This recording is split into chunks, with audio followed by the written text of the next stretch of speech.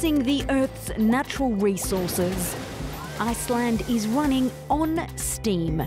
The hot water we have in Iceland, that's our oil. A gift from the ground, paving the way for a new Icelandic industry. You can actually grow almost anything if you have the geothermal energy and if you have the greenhouses. Much more energy than it can possibly use, power and know-how to sell to the rest of the world. Iceland is the right place to be if you want to study geothermal. We start our journey in the isolated town of KRISTINN, built at the base of one of Iceland's many active volcanoes. The region is, however, most famous for its greenhouses. Outside, the first snow of winter threatens. Inside, it's a balmy 25 degrees.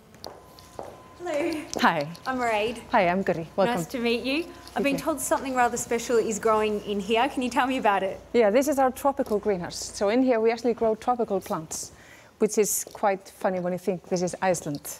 What are we growing in here? We are actually growing bananas, like these here, and we've been growing them for something like 50 or 60 years.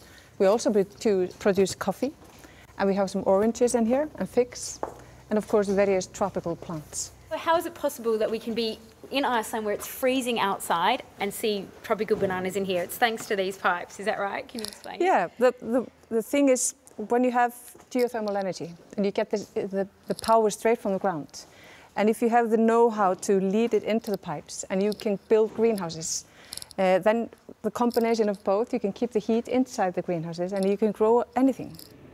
Alongside this tropical demonstration lies a genuine agricultural market. 70 hectares of greenhouses across the country. Inside they grow tomatoes, cucumbers and sweet peppers. The fruits of their labour now being sold on a commercial scale. We actually do produce about 70 to 75% of all tomatoes consumed per year in Iceland. We also produce about 95% of all cucumbers. And we produce about 15% of sweet peppers, but that number is actually going up. And I think it has a bright future. Iceland is perfectly placed to exploit this energy courtesy of the Earth. It sits across two tectonic plates which shift apart 2 centimetres each year. A movement which frees heat trapped below the surface. And here we have one of the most visual manifestations of Iceland's unique geology, the Strucker geyser, which erupts every 6 minutes, sending boiling water 30 metres into the air. A powerful force of nature which is also being used to power the country. It's at one of Iceland's 5 geothermal plants that the high-pressure water and steam is transformed into electricity. This basic procedure, conducted on such a grand scale, is both a source of foreign interest and national pride. I say always, the hot water we have in Iceland, that's our oil. But it's cheaper and so clean we can drink it. A quarter of the electricity consumed on this island comes from geothermal sources. The rest is from hydropower, making the country's electricity mix 100% renewable. What's happening here is quite simple. At this power plant, they've drilled holes 3 kilometres under the ground where the water is a scorching 350 degrees. The steam then rushes up and powers these enormous turbines for electricity, with the leftover water used to heat people's homes. Yeah. Iceland's water is some of the purest in the world. This is a Kenyan coffee made using Icelandic water, hot water. It's nice. Charles is a geophysicist from Kenya, studying in Iceland. His home, like 90% of all households here, is heated with geothermal water. Real hot. Even at the middle of the winter, it never gets cold in the room.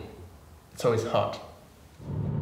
Today there's a field trip to a geothermal site 1 hour out of the capital. Charles is joining 2 Icelandic experts on the ground. This morning they're taking a sample from an existing well to assess its chemical components. In the steam there's water, but also hydrogen sulfide, which can be dangerous in high doses. We're just looking for change, or actually hoping not to see change. As a Kenyan, Charles has a particular interest in this technology. His country was the first African nation to drill for geothermal power, and is now looking to mimic the Icelandic success story. Kenya's geothermal potential is huge, and Charles plans to play a role in exploiting it.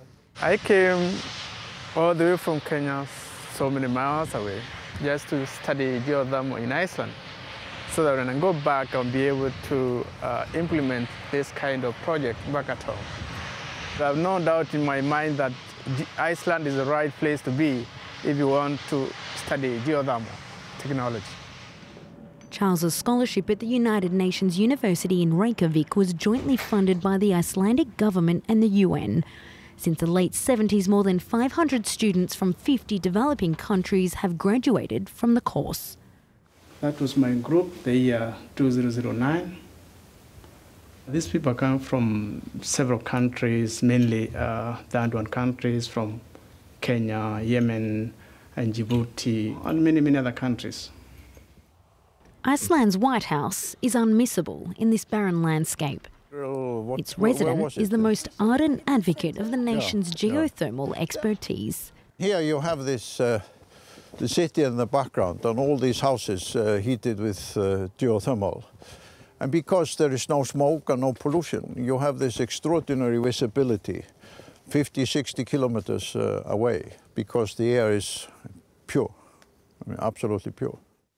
President OLAFUR Ragnar GRÍMSSON has welcomed us to his home. During his 5 terms in office, he's been outspoken on the issues of renewable energy and climate change. You've been travelling the world promoting Icelandic geothermal expertise. Are countries now turning to you for clues on how they too can exploit this resource?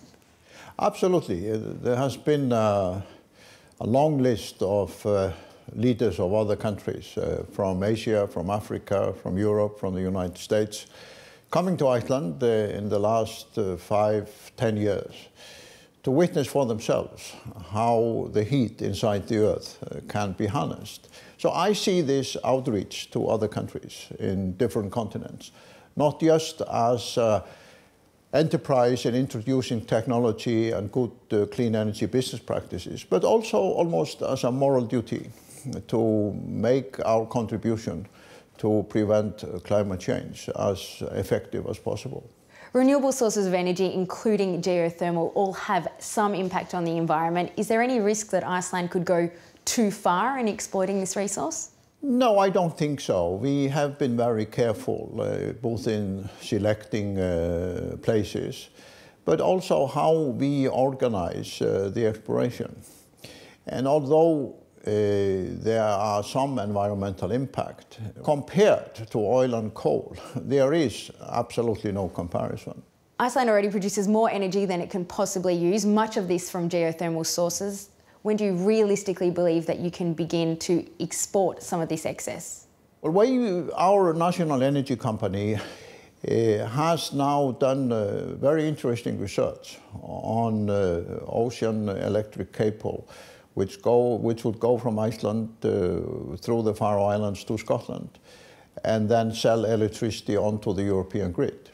It could become the largest hydro-geothermal clean energy addition to the European electricity system within 10 years or so. And if it is feasible to create a cable from Iceland to Scotland and from there to the continent, it will be a very interesting transformation and enable us to help Europe to become cleaner, as well as creating good business opportunities for ourselves.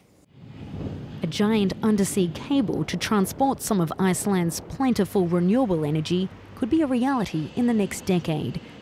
The first stop would be Scotland at a distance of 1,000 kilometres and a price tag of €2 billion. The Netherlands could be next on the list. It has always been technically feasible, and we started looking at this first 50 years ago. But now we can say that it's economically feasible, and the reason being that prices in Europe have been rising a lot, while prices in Iceland have been staying kind of flat.